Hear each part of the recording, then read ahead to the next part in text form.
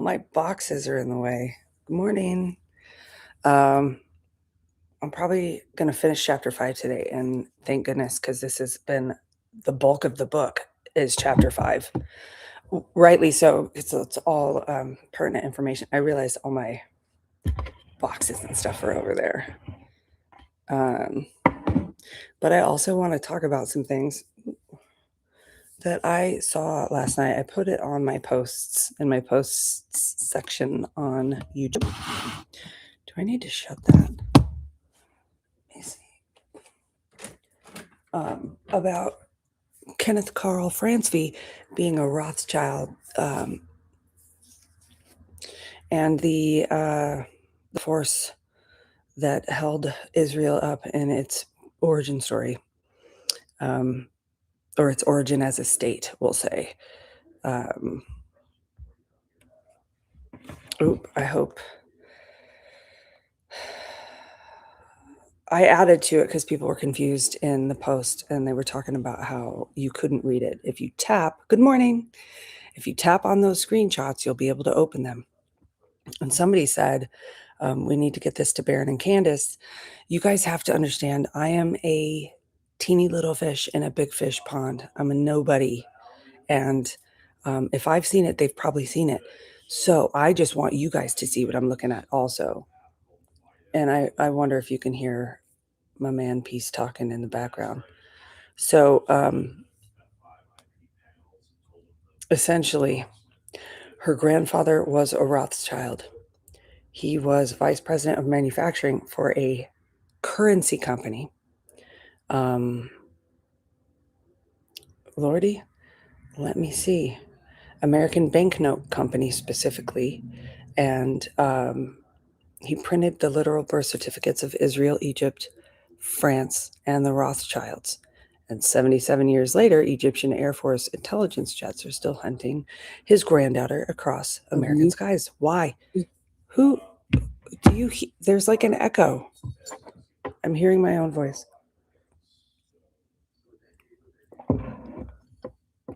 Anyway, and I wanted to reiterate that. I know Baron has closed down his tips line because he's not getting tips anymore.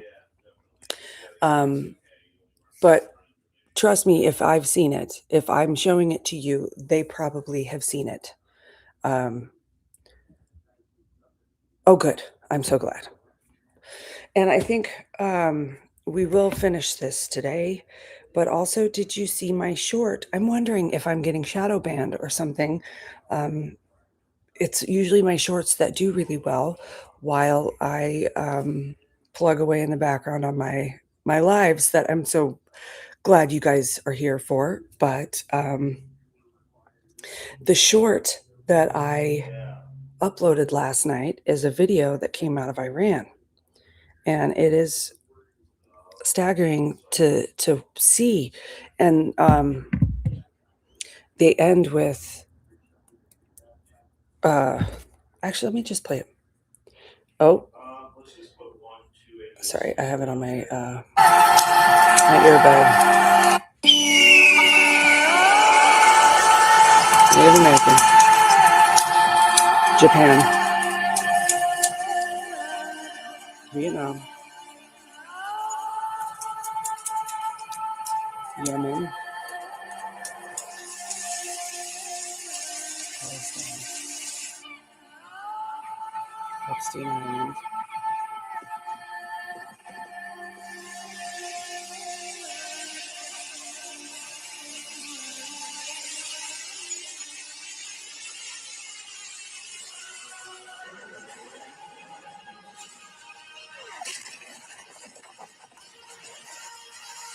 And then one vengeance for all. So whatever happened to, whatever happened to them dancing in the streets, or was that just propaganda? And here we are being meant to feel something, all kinds of ways, about what's happening in current events, with no idea of, with no way of knowing what's real. And although that comes with frightening implications, the majority of that is Israel's influence. And to include the Native Americans, like, that's the story as old as time, as old as humanity, that we settle places, we war and take places. That's just how um, territories developed, and so forth. And you talk like, if you examine the history of the Native Americans tribes, they did that to each other as well. And so it's part of our history. And the further you go back in history, I can't even say the more bloody it gets, um, because I think they've dressed up our ruthlessness with the television, with newspapers, with fancy clothes and commentary that hides the fact that we are still bloody ruthless as humans. And by we, I mean those in the upper echelons who thrive on war and propaganda and stuff, war and genocide. Oops, I can't say these things on YouTube. Love to see you, Lady in Red. But who else? There's more of you on here. If you're with me, let me know you're here. I wonder about the future of my channel also, because I can't seem to get views anymore. My posts are rocking. I shared that bit about Erica Kirk's grandfather, and that kind of exploded. Let me see. And I'm wondering, a lot of people were like, I can't understand it and you can't read it, but if you click on it, it opens up the screenshot, and then if you swipe, it should take you through it, and it's pretty self-explanatory. And there's documents that come with it that bolster the origin of this currency that's in question and where the currency came from. American Banknote Company, ABNC. Even France's origin for their currency. Can you read it here? Bank of France, 1913 to 1940. Like it came with receipts, and people are like, we need to fact check this, which is fine.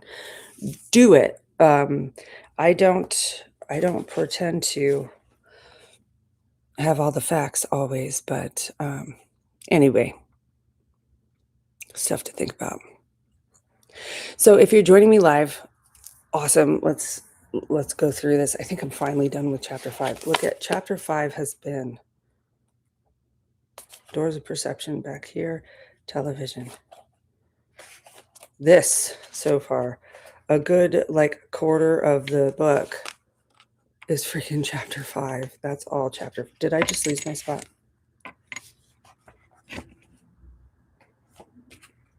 TV's hidden messages. I can't believe I just did that. Cultural warfare. So look at people create the idea, content, brainwashing. I think so. Idiot speak. Yep, we went through that. Hi, Ricky. Good morning. Oh, Bill. Did you hear Ricky's name? And you're like, oh, that's who got her all excited that one time. Okay. Listen. You could stay right there. You have to give me space. Lay down. You stay. She was scratching her ear yesterday, and her little dew clock got her in her eye. So we were worried about her last night. Nope. No, ma'am. Stay. TV's hidden messages. I was going to read to y'all last night and just get this over with so we could start today on a new chapter, which is cybernetics, and I'm excited to get to that.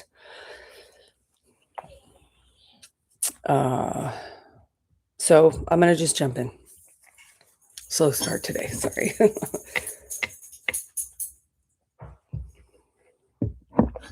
On a side note, it has hit me that we're moving in a month.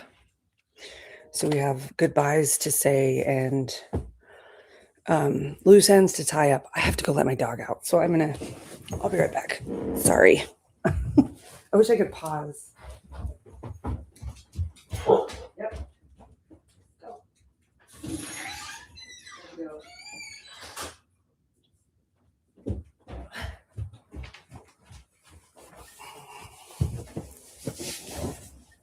Okay.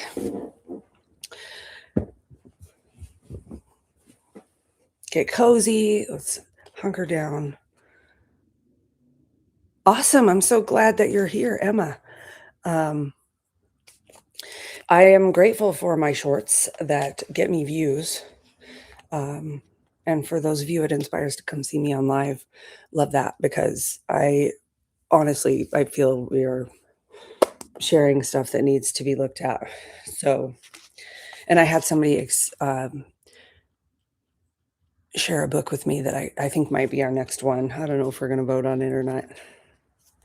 All right. Television's hidden messages.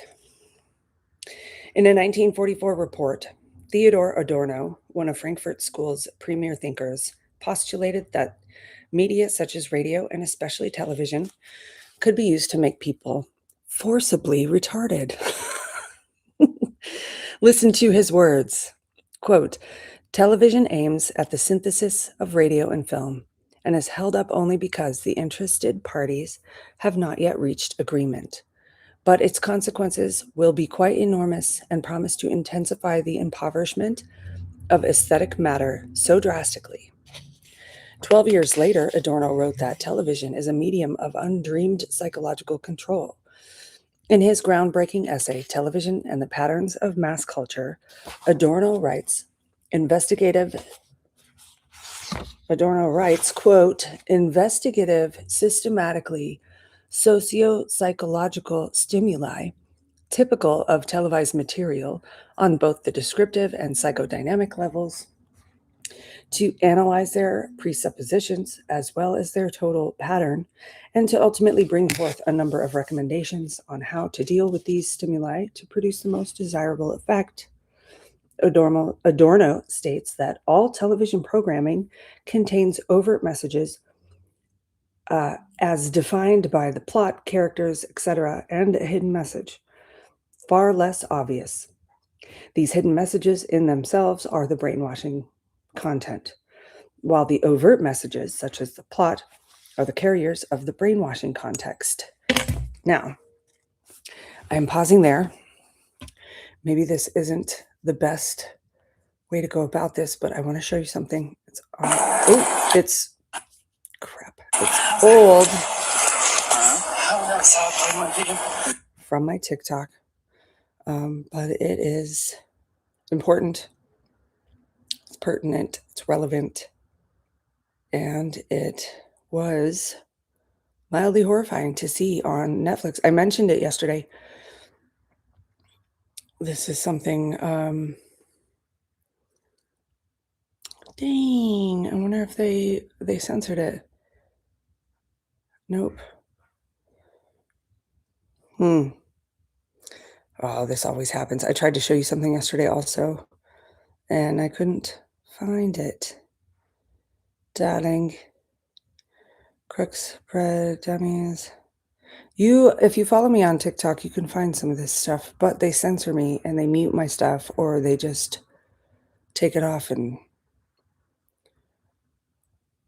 Oh, come on. All right, well, I wonder if I can find it in my photos. It's important, though, and we should know what we're looking at and how they try to target us and undermine what we're doing. So I wonder if I can...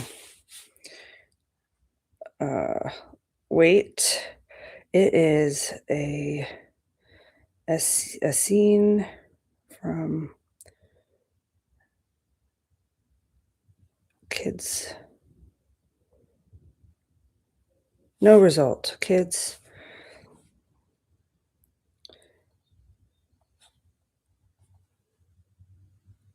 Nope. Crap. I love it because I have stopped reading just to show you this. And now I'm determined. We're going to watch it together. We are going to see this. It is going to blow you away. I hope. Lord, please help me find this. And once I do find it, you'll understand why I've taken the time to do this. I take so many videos. So I have like 30,000 videos and 60,000 photos. I found it. Okay. It's hard to know who's dangerous or not. That's true, though disappointing. Hey, it's okay. I know I'm safe when I'm with my friends or other non-binary people. Non-binary? People who aren't female or male. Oh, I'm sorry. I shouldn't have assumed. I always knew my pronouns felt right. My pronouns felt right. What a wonderful word for a wonderful experience. It's hard to know who's dangerous or not. Only non-binary people are dangerous, and that's aimed at children on Netflix right now. Same kind of stuff that's on Transformers for the strawberry shortcake. There's a non-binary character on Strawberry Shortcake. It's those little things. They're huge. 15 minutes behind. Hooray. Hi, guys. Oh, I love that you're all here. Okay. Here's a bit in Lonnie Wolf's write-up of Adorno's message, Are Miss Brooks. A popular situation comedy pitted a trained professional, a school teacher, against her boss, the principal. Most of the humor, according to Adorno, was derived from situations in which the underpaid teacher tried to hustle a meal from her friends. Adorno decodes the hidden message as followed. If you are humorous, good-natured, quick-witted, and charming as Mrs. Brooks, do not worry about being paid a starving wage. You can cope with your frustration in a humorous way, and your superior wit and cleverness put you not only above material privations, but also above the rest of mankind. This message will be called forth years later as the economy collapses in the form of a cynical anti-materialism. It came forth with a vengeance among the 1960s lost generation and the first wave of counterculture. If we are to extrapolate this, the more confusing life becomes, the more people cling desperately to cliches to bring order to the otherwise ununderstandable. Sorry, Adorno writes. In one of his other reflections, Adorno predicts that the creative sissy will find an important place in society. Several shows feature characters who were artistic, sensitive, and effeminate males. Such images cohered with Freudian notions that artistic creativity stemmed from either a repressed or actual homosexual passion. These effeminate, sensitive males usually come up against the other more aggressive macho male images, such as cowboys, who are uncreative. Animal Kingdom and Us. Another key area of brainwashing is the creating of identity between man and animal. From children's cartoons to television shows with major motion pictures portrayed animals acting like humans. Over time, according to studies, kids lost their ability to differentiate between most animals and human life. Format shows such as Lassie, the animal was a hero who often defeated single-handedly bad people who wanted to hurt Lassie's child friends. All of this identification with the animal and the blurring of the distinction between what is human and what is animal played back a generation later in the lunacy of the environmental movement. And now we have kids being allowed to use litter boxes in their schools. How insane. But even before there was television, another mass media phenomenon preconditioned young people for the non-rational audiovisual experience. The Walt Disney full-length feature cartoons such as Snow White, Cinderella, Sleeping Beauty, Pinocchio. And Pinocchio had Pleasure Island that all the little boys were sent to so they could drink and smoke and whatever. Can you believe it? And more recently, The Little Mermaid and Beauty and the Beast. Without ever realizing it, adults and children alike have been subjected to over 60 years of some of the most vile and pernicious propaganda in modern history. These feature-length cartoons were aimed at becoming universal experiences for generations of children and their parents, containing moral messages that would stay with a child through most of his adult life. Like, how many of you were traumatized by Bambi and his mom? Almost every Disney movie has some kind of loss of parent. And that is traumatizing for children to think about. You don't think about that unless it's put in front of you. Yeah. But kids who are like ending it all because their AI partner, their AI boyfriend or girlfriend broke up with them. Yes. And good to see you, Craig. Good morning. And the sexual stuff, like the priest with a boner, they're like, it's his knee, but it looks like his friggin' boner. And the phalluses in the castles and oh wow. Well, I feel like your kid is onto something. Somebody said, my kids ask how you know if somebody has a soul or not. Because I do feel like there's people who are, centered in their soul.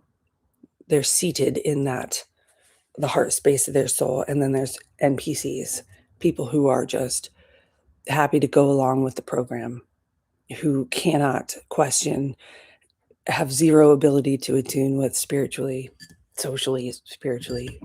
I'll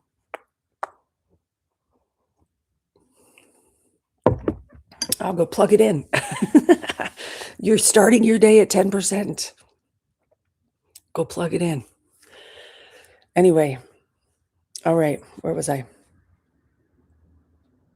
What few people realize is that both Walt Disney and his brother were producing World War II propaganda films managed by the Committee of Morale. Disney cartoons were not to make people think, but to feel, something that Disney said would unify his audience of parents and children at an emotionally infantile level. Disney and the degenerates at Frankfurt School and Tavistock are on the same page here, with people such as Adorno who spoke of using the media and its power to convey emotion-laden images to force a retardation of adult society. And look at all the adults who are like obsessed with Disney. That freaks me out. Lily Tino, that absolute monster, that vile wretch of a human, gross. And what he does, he goes to Disney so he can talk about his genitalia and visit the women's restroom and film people in there with him. That is predatory. It's disgusting. And TikTok pushes his content incessantly. I know. I did that the past 2 days, actually. Is I had it plugged in, but the outlet wasn't plugged in.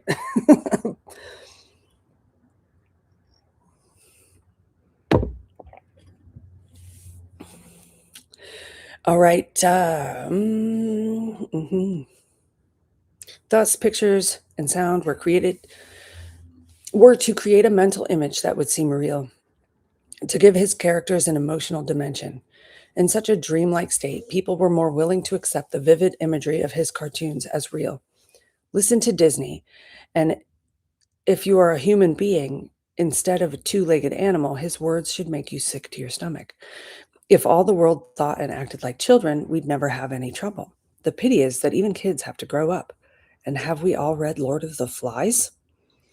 Without really realizing it, you are being bombarded with an ultra-heavy dose of some of the vilest Jungian symbolism through the mass entertainment media, creating mythological worlds of superheroes and supervillains while introducing character representations of archetypes such as the Great Mother, the Wise Old Man, the Maiden, or the Eternal Youth. This was and that's so symbolic and occultic.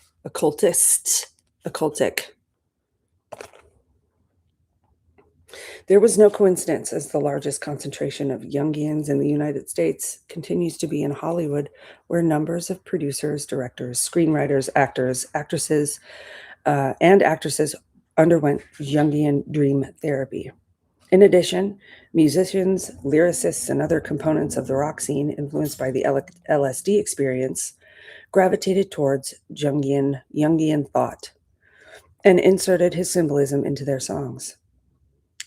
Nowhere are there sharper representations of Jungian archetypes than Disney cartoons.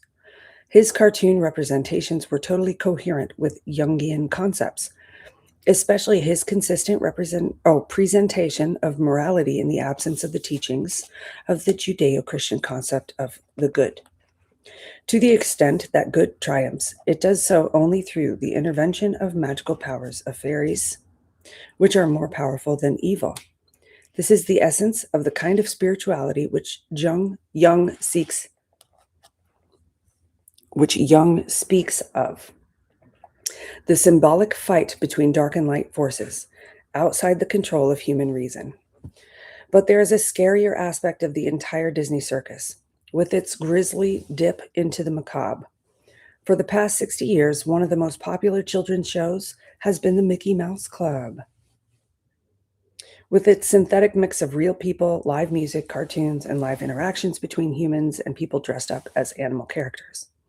How many people realize that the Mickey Mouse Club was a sinister experiment in mass brainwashing of children through television?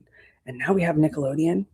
Now we have the understanding of what Nickelodeon actually was.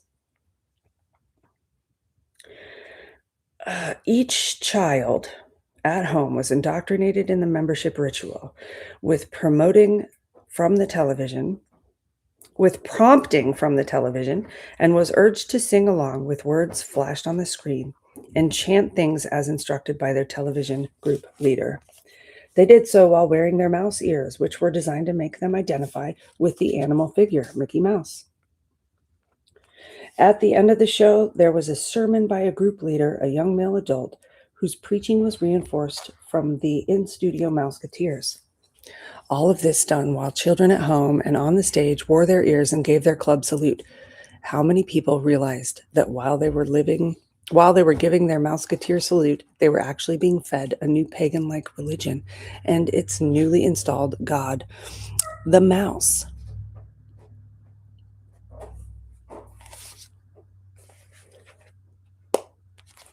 If you extrapolated a bit further, parents stepped aside and allowed a mouse, or rather television, through a Mickey Mouse, to give values to a generation of children who would teach the same values, in the most cases, to their children and their children's children.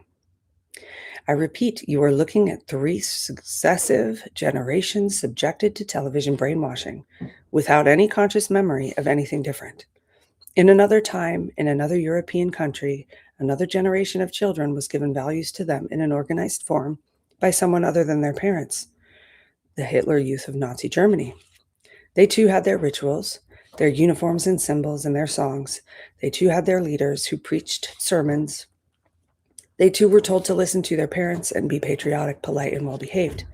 The trick was to make the Nazis disappear, but not their ideals. Nazis, yes, but without its modicum, Mickey Mouse and Hitler. Can you see a parallel? Are you doing all right up there, babe? Yeah, I'm just getting some snacks. For sure. I love you too.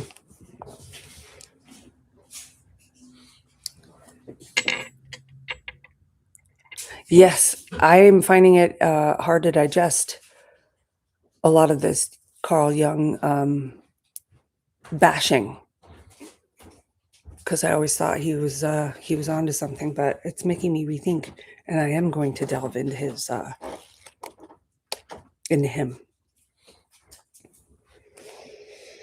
The Invisible Empire. With all this talk about Dante and Disney, Mickey Mouse and the paradigm shift, Judeo-Christian culture and Aristotle, Freud and Jung, Tavistock and Frankfurt School, you might have forgotten the main theme of this chapter. I don't think we have. This is the 4th hour I've spent on chapter 5 here. So let's have Edward Bernays, Freud's nephew, tell it like it is. Quote, "The conscious and intelligent manipulation of the organized habits of the masses is an important element in democratic society. Those who manipulate this unseen mechanism of society constitute an invisible government, which is the true ruling power in this country. We are governed, our minds are molded, and our tastes are formed, our ideas suggested largely by men we've never heard of. Our invisible governors are, in many cases, unaware of the identity of their fellow members of the inner cabinet. Whatever attitude one chooses to take towards this condition, it remains a fact that in almost every act of our daily lives, whether in the sphere of politics or business, in our social conduct or ethical thinking, we are dominated by a relatively small number of persons who understand the mental processes and social practices of the masses. It is they who pull the wires, which control the public mind, who harness the social forces and contrive new ways to bind and guide the world." And I wonder if I'm not, I don't know if I'm having a hang up there, some kind of like mental block. Hello. Yes. Good morning, Mary. Same. I disagree. And that's what I was just trying to mention. I read before this book, Sigmund Freud and the Jewish mystical tradition. And what a gnarly friggin' dude, and thought process. And Carl Jung, though, maybe I'll have to,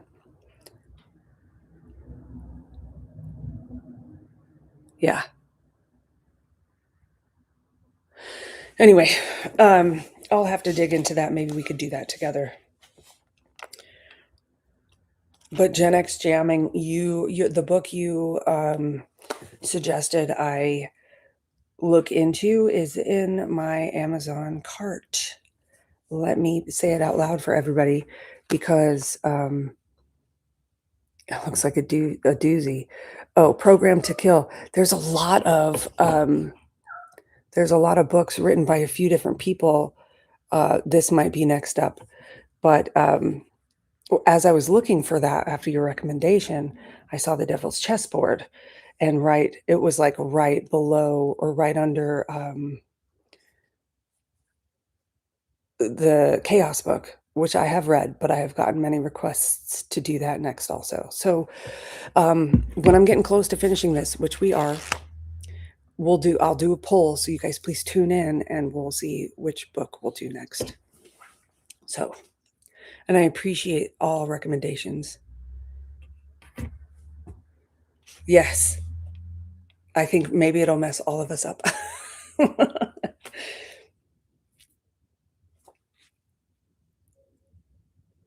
Talk about Dante, blee, blee, blee, our invisible governors, blee, blee, blee. Whatever attitude one chooses to take towards this condition, it remains a fact that in almost every act of our daily lives, whether in the sphere of politics or business, in our social conduct or ethical thinking, we are dominated by a relatively small number of persons. Okay, I read that before. Excuse me, who understand the mental processes and social practices of the masses. It is they who pull the wires, which control the public. Oh, my Billy.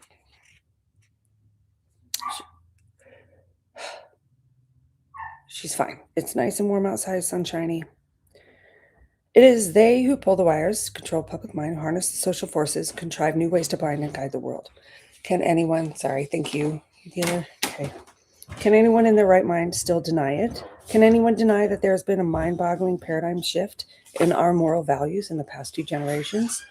Look around you. Someone is doing this from behind the scenes. Hi, Pico. Oh my.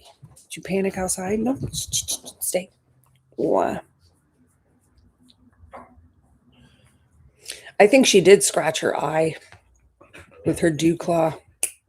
Down. Nope. All right. Look around you. Someone is doing this from behind the scenes. Or is it still not clear? Exclamation point. It's not a question. It's a demand. Yeah.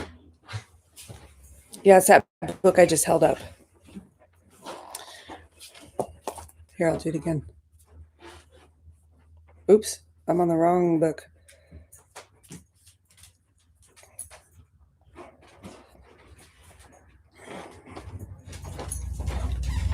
This David McGowan, Programmed to Kill, Politics of Serial Murder. Seems interesting for sure. So now that we have settled the question of Mickey Mouse, let's have another look at our all-time children's favorite, Sesame Street. Oh man. The goal of this show, conceived in 1966, was to master the addictive qualities of television and do something good with them, such as helping young children prepare for school. The first thing a child sees is a show dominated by animal-like creatures and human characteristics. The famous Muppet. Before we get into the brainwashing aspect of it, I would like you to listen to one of Tavistock's poster boys, Malcolm Gladwell. In his own words, quote, "Sesame Street was built around a single breakthrough insight, that if you can hold the attention of children, you can educate them. Sesame Street, according to Wikipedia, was the first children's show that structured each episode and made, as Gladwell put it, small but critical adjustments to each segment to capture children's attention. After Sesame Street's first season, its critics forced its producers and researchers to address effective goals more overtly." I am going to get it together and get my...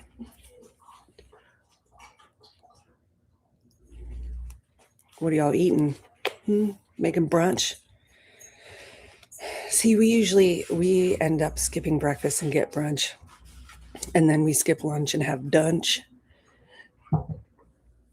And then we have a late dinner.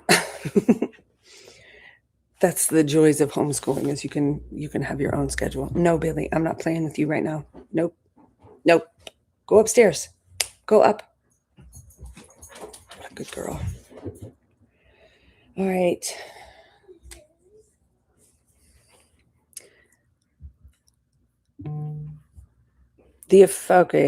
After Sesame Street's first season, its critics forced its producers and researchers to address effective goals more overtly.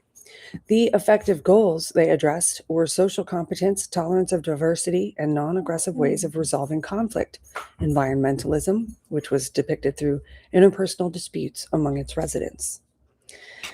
That's one of the hidden messages. Do you see? Sesame Street preaches its personal brand of degeneracy by having beastly Muppets openly moralize about the environmental issues, social competence, tolerance, and more.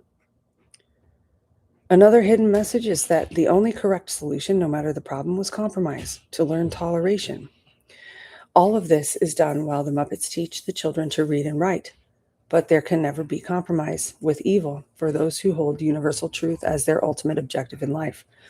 That's part of moral rectitude and character that define all great nations of people and ideals.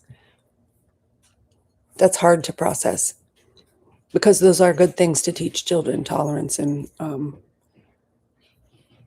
cooperation and so forth. But is that what led us here? To where if you aren't tolerant, then you are ostracized and a bigot? You must be tolerant of all of our deviants. C's. What am I trying to say? Do you know what I'm trying to say? Fruit and honey toast.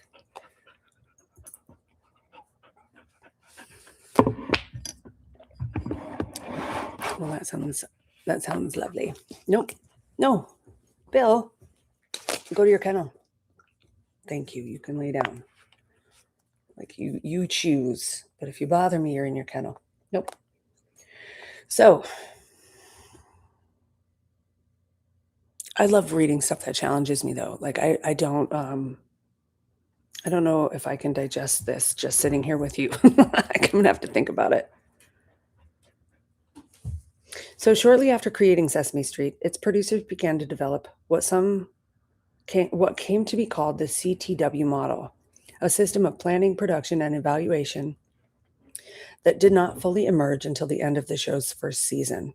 The CTW model consisted of 4 parts: the interaction of receptive television producers and child science experts, the creation of a specific and age-appropriate curriculum, research to shape the program directly, and independent measurements of viewers' learning. But this is a big lie. Studies show that the show does not enhance learning. In many cases, it appears to inhibit their ability to understand more complicated ideas. More importantly, the study indicates that the children appear addicted to the show, and by that addiction, it became addicted to television viewing in general.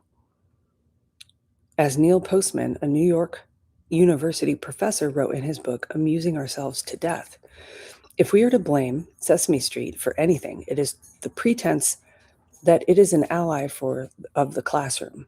Sesame Street does not encourage children to love school or anything about school. It encourages children to love television. There is absolutely no question that Sesame Street is about as establishment as you can get. Its money came from the Rockefeller-controlled Carnegie Foundation and Ford Foundation, who have pushed the Sesame product into a global network. Didn't Doge find that we were pushing trans ideology through Sesame Street in Iraq or somewhere? Interesting. Yeah.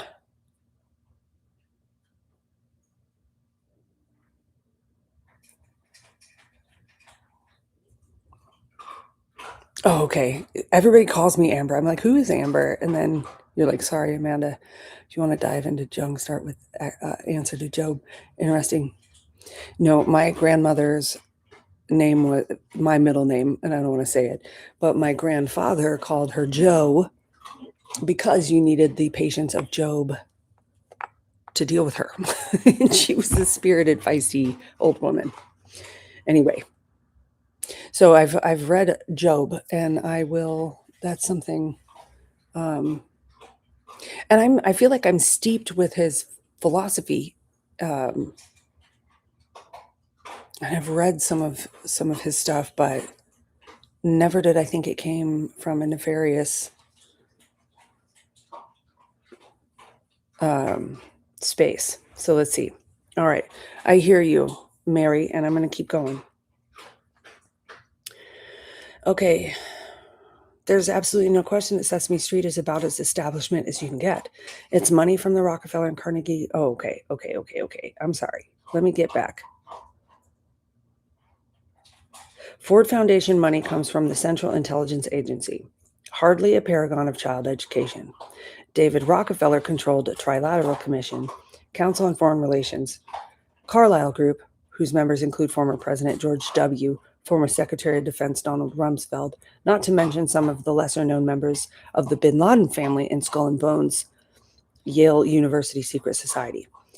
You didn't know that, did you? I don't know. I was kind of digging how he would get that personal and like kind of, but it's getting a little condescending here. You didn't know that, did you? The David Rockefeller controlled Carnegie Foundation is one of the key insiders in the powerful Bilderberg Group, who work diligently from behind the scenes to debase the world's education in order to bring us down to the level of culled human cattle, or goyim.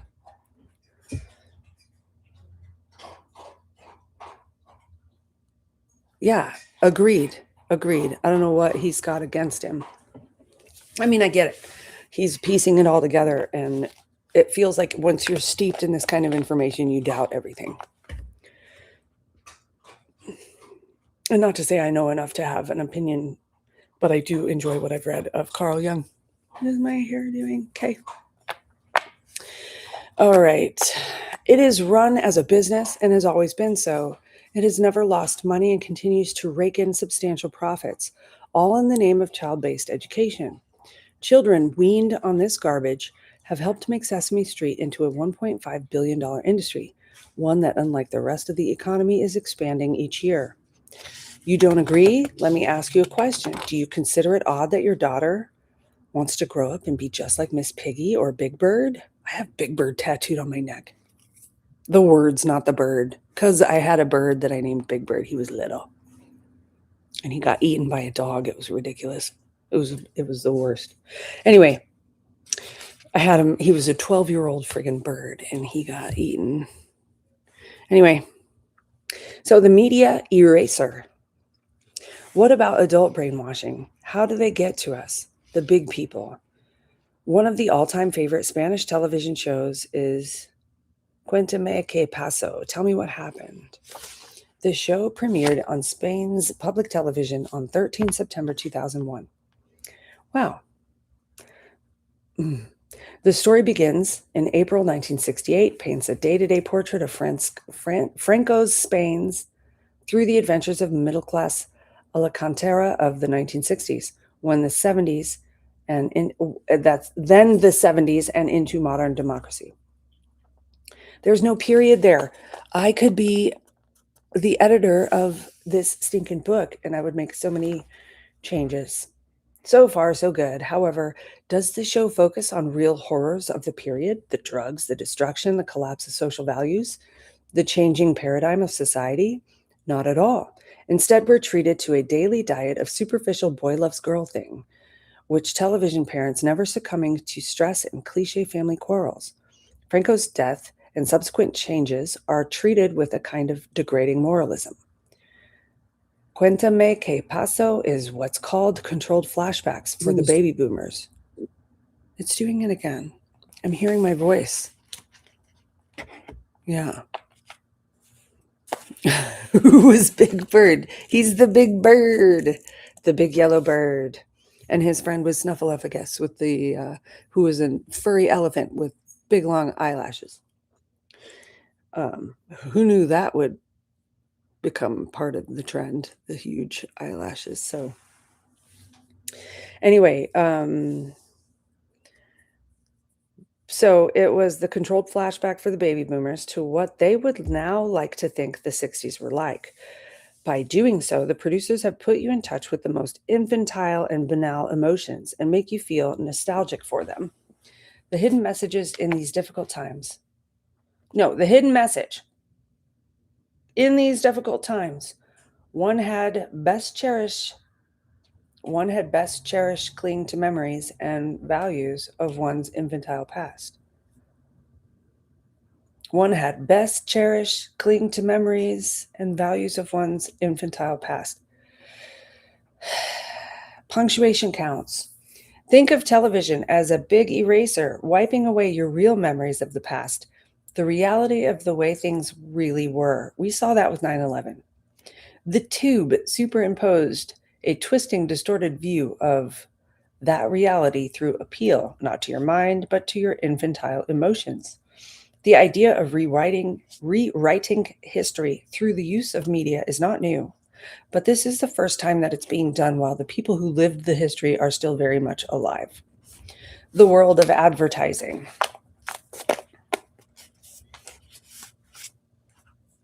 The 80s were the best. I'm having such a nostalgic moment the past 2 months. I've been digging out all of my stuff from the 80s and 90s, and I got a big old box of like stuffies I had when in the 80s.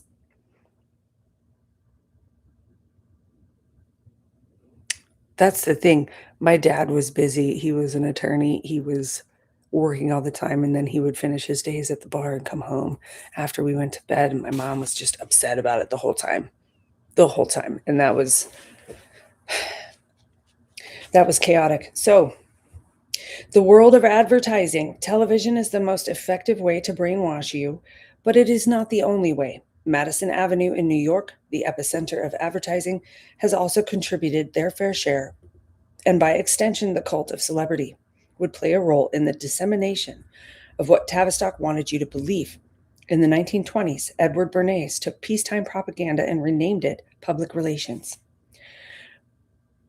Okay, public relations created the consumer society, which was said to be the cherry on the icing of the free market capitalism cake, with the introduction of celebrity endorsements and product placement. And that reminds me of how Wayne's World did their little yellow different, and they had like a whole snippet of product placement jokes, but it was real life advertisers. So they made a joke of it. The joke was how that, I don't know, It's funny because it's true type. Anyway, I feel like I ducked away from the camera, but you're all right. So public relations created the consumer society, which was said to be the cherry on the icing. Sorry. PR consolidated the theories of mass psychology and schemes of corporate and political persuasion upon the average person's beliefs by appealing above the mind directly to emotions and instincts. I feel like it's below the mind. For more than 55 years now, people have been watching ads, which, through the clever use of music, and image, have attempted to manipulate subconscious drives and instincts to sell products. Most run less than a minute but contain numerous images and often a catchy jingle. The formula is simple. If you are a young person in Western culture, advertising meets your information needs about growing up and living life. If you analyze it, there is virtually no difference between a non reasoning emotional appeal to watching television shows and watching television advertising. Both sell a point of view, no lectures, no lessons, no right way or wrong way. It simply expresses, through the life experiences of others, what life is or can be like for the target demographic. It's very postmodern, very deceptive. Reality works because it can be hyped as such and manipulated. One point of view could easily be nostalgia. Nostalgia is in Quantum que Paso is an interesting thing, acting as a common past that binds those of a particular time or generation. When used correctly, nostalgia can also be very handy in manipulating people. Advertisers discovered this long ago, which may be one reason certain fashions and trends from the past 3 decades have made a comeback in the last 10 years. For what appears in advertising today, creative, resourceful, and scrupulous. Hey, you're so shrill. You're like a huge chihuahua. Nope, you stay put. Can you lay down all the way? Lay down.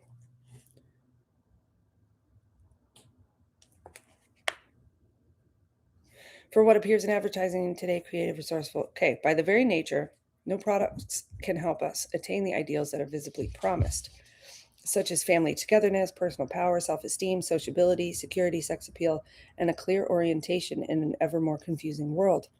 Even my kids point out to me, they're out riding bikes and they're talking about explosive diarrhea or suicidal thoughts. Oops.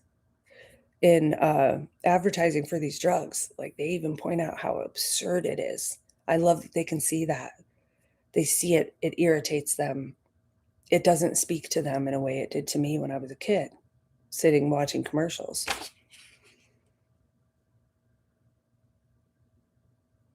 Mm-hmm. All right. I'm going to catch up with you guys here in a minute. I think we're almost. No. Oh my God. It is like a carpet bag. Then it's the Mary Poppins bag, chapter 5. It can hold a full-blown stand-up lamp. Advertising is a process of manufacturing glamour. The state of being envied is what constitutes glamour. Advertising, then, is about the solitary happiness that comes from being envied by others. But envy has a dark side, which largely has been lost to the 20th century thought. Since medieval times, envy has been considered the major term for identifying the causes of human suffering, like despair. Envy drives from the separation of the person from the object of desires, combined with a sense that one is powerless to attain what is desired. In envy, the urge to reach out becomes the urge to destroy. And yet, at the heart of this hatred lies the remarkable depth and simplicity of human longing. A longing for life, ideals, values, vitality, and love. A longing for connection. A longing for beauty. It is a longing that projects itself optimistically through symbols, images, and idealized concepts. Advertising is the consumer culture's version of mythology. No society exists without some form of myth. Thus, it is not very surprising that a society which is based on the economy of mass production and mass consumption will evolve its own myth in the form of a commercial. Like a myth, it touches upon every facet of life, and as a myth, it makes use of the fabulous in its application to the mundane. Have you ever gone and looked at like retro commercials from the 80s and 90s just to be nostalgic? They have YouTube compilation videos of those if you were ever so inclined. So why would the makers of commercials want to evoke hate and envy?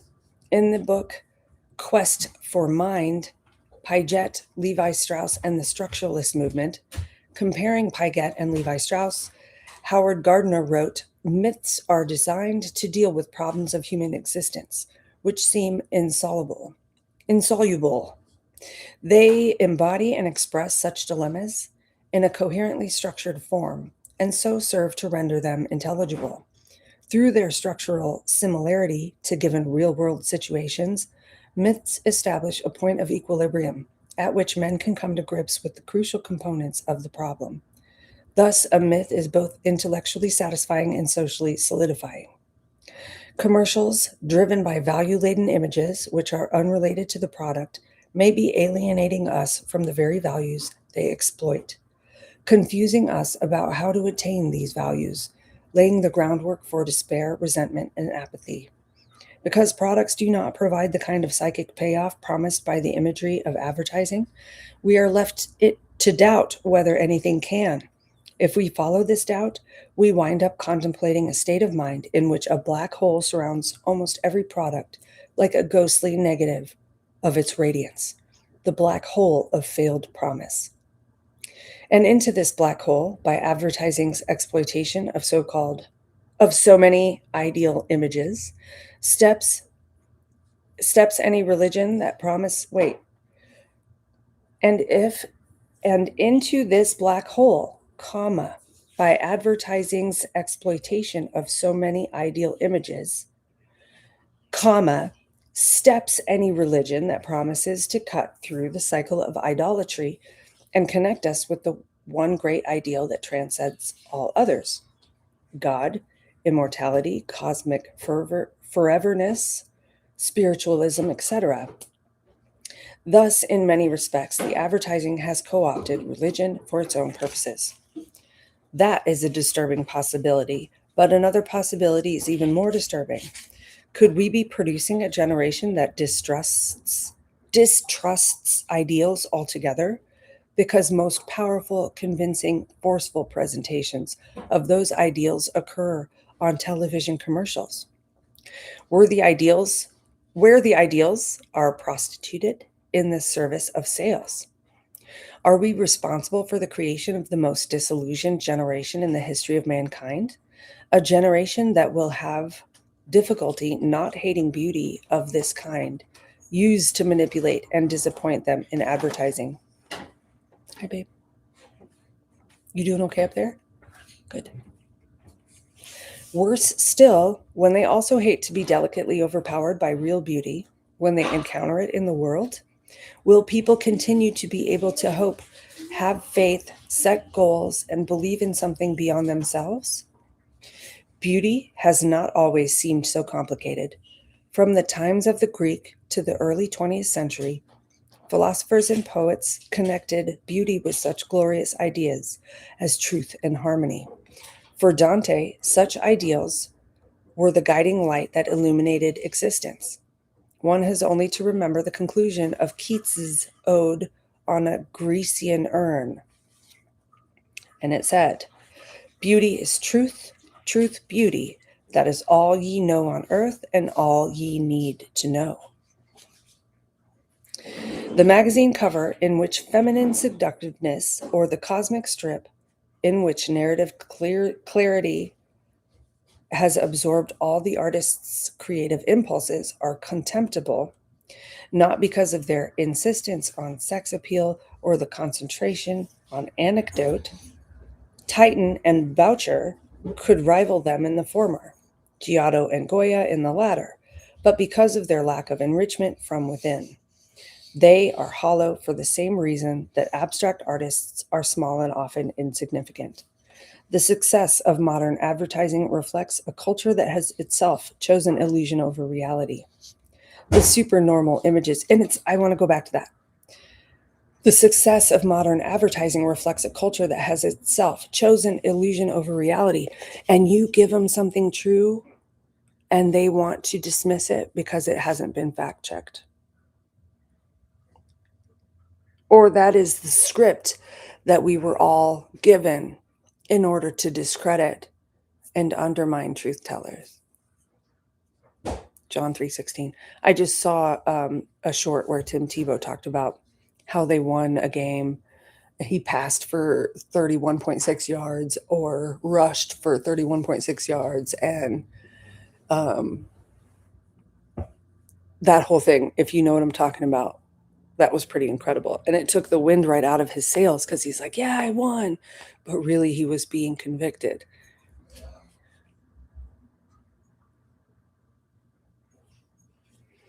All right.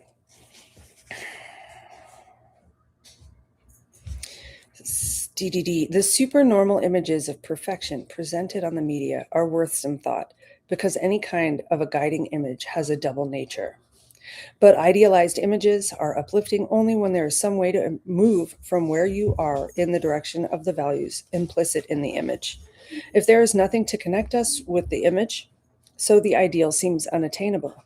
We feel cut off from it, thus promoting not the joining of the audience and the ideal, but just such a separation. Advertisers promote despair first by surrounding us with images of unattainable perfection. Second, advertising promotes despair by implying that the product will deliver the ideal when it can't. People do not need new cars every 3 years. Plasma television brings little enrichment of human experience. The length of a dress does not affect the expansion of knowledge or increase the capacity to love. As one critic of advertising put it, quote, sadness betrays the ideal of advertising's more than perfect world. You can say it. Just talk to me. It's 11:50. Okay. So you're probably gonna wanna do another live stream while we're gone. I think I'll be done here in about a page. Okay. So we'll get ready for everything after. Love you. Thanks for letting me know.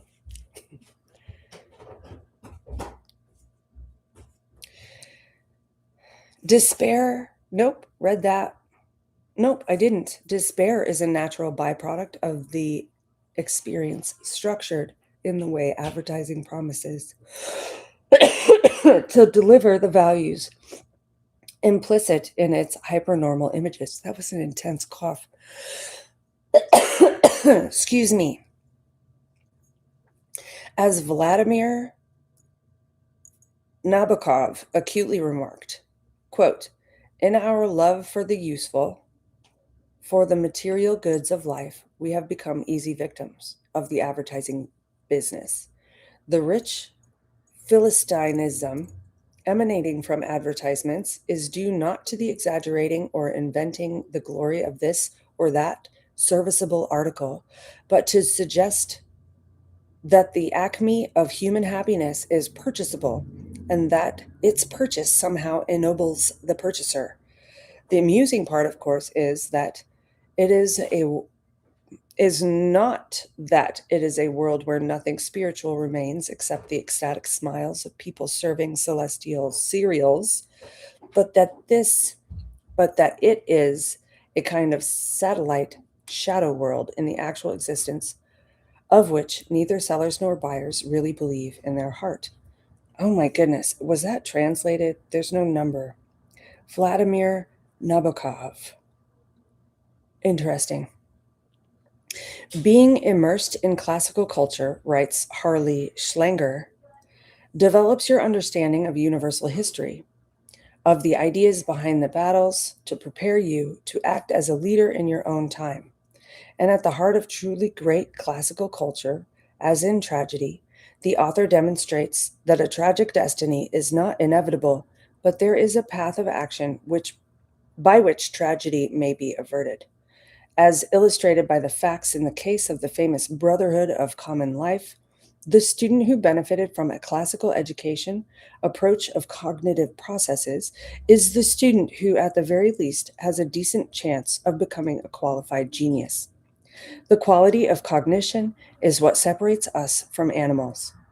These are the true discoveries of principle, the discoveries made by individual minds that have permitted the species to increase the potential population density of humanity, from the level of a higher ape of a few million strong to over 300 million in the 15th century and over 7 billion today.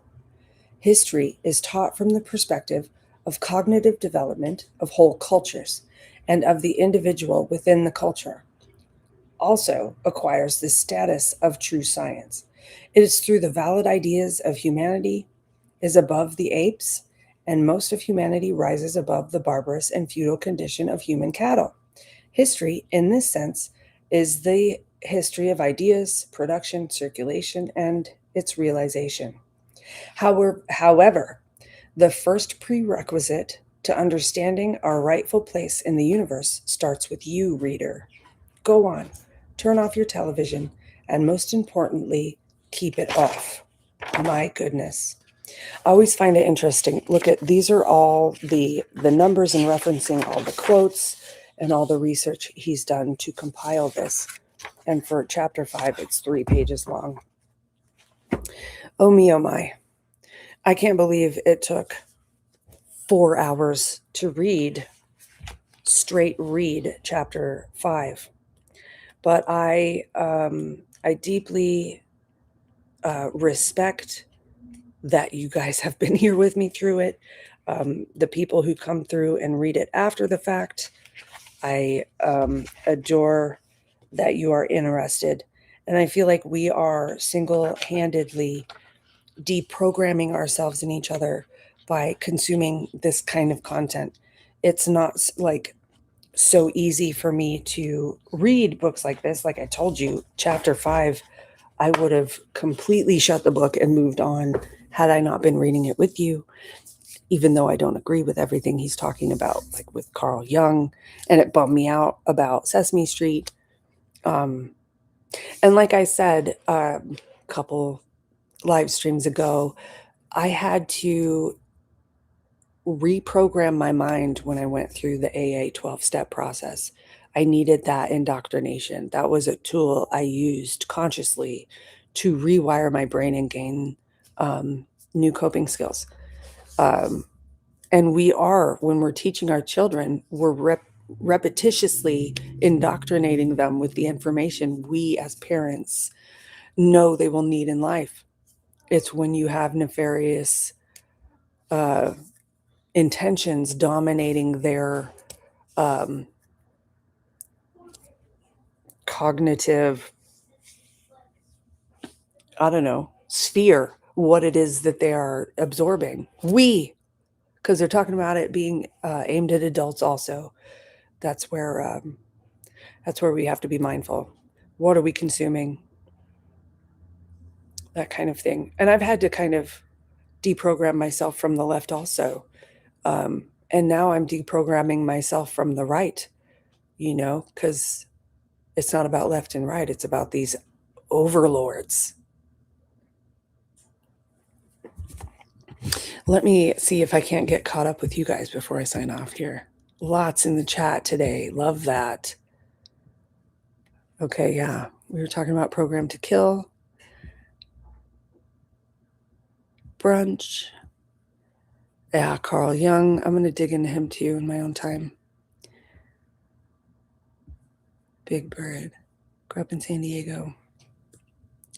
I was raised in Reno, Nevada. And so that was another aspect of what Candace is presenting, where she's talking about the Masons. My dad was a Mason, talking about the bees.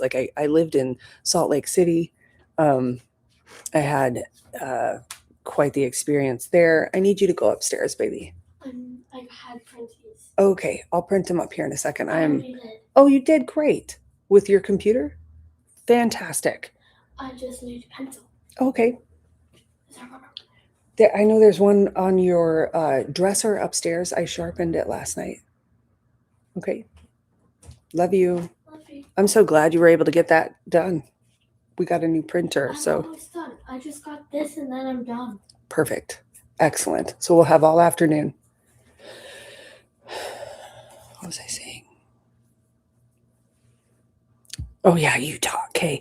I ended up pregnant at 16 and I went to my first prenatal appointment and they ended up telling me that I needed to give this baby up for adoption. It was my only option. And it turned out after the fact, and I was so scared, I was a child, that I went through with that. And because I knew at that point, based on what was being expressed to me by doctors, and by how unhappy my childhood home was, that I had no other option. And it turns out Utah was a big hub for the adoption industry, which, sure looks a lot like, and not to say it's not a bad thing. I would much rather promote adoption than abortion. But I was given no other options. I was given zero encouragement. If somebody said you could do this, it's going to be okay, I would have probably done it. But I was living in Salt Lake City at that time, and they have the beehive, okay? And Candace is talking about the bees. My dad had a drag boat, and the logo was a bee. The Sting was the boat's name. And then she's talking about Reno, Nevada, and the licensing, and how that ties in with Erica Kirk and the origins of TPUSA and the child trafficking ties. It's just, there's been so many things that make it so that it's like my life adjacent. I'm like, how is this tying me in? And like, there's been times I wanted to just step away from the Erica Kirk, Charlie Kirk assassination drama, but it's just keeping me there. And I'm like, maybe there's a reason for it. It's the only thing that's brought me an audience on YouTube. And I'm so grateful for the opportunity to maybe do some work with you side by side so that we can deprogram ourselves a bit. But anyway, we're on this journey together, you guys. And I love that you're here. I appreciate your encouragement. I'm going to sign off though and get going on my day. We got the window finished. We need to paint the house and finish packing. And we have a month in this house and then we're going to leave. So things might get sporadic. Times may change. But if you are subscribed and you hit the bell, you should be notified when I get on. So thanks again for being here. Chapter 6 next time. Stoked to be done with chapter 5.